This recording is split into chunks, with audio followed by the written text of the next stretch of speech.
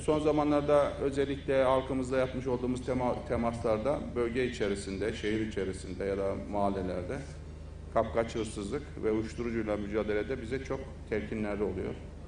Bunun üzerinde hassasiyetle duruyoruz. Hem jandarma hem emniyet kendi bölgelerinde özellikle hırsızlığa karşı çok ciddi bundan sonraki dönemde tedbirler alacaklardır. Ayrıca uyuşturucu bir insanlık suçu. Bununla mücadele etmek bir ahlaki iştir. Burada da bütün halkımızın bu operasyonlara bize destek vermesini bekliyoruz. Şu ana kadar, özellikle şu ana kadar derken son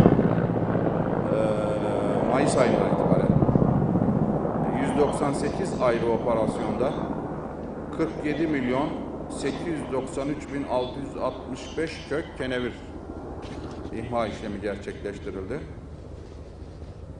16.309 kilogram kubar esrar, 37.605 kilogram toz esrar ve 470'in üzerinde şüpheli hakkında işlem yapıldı.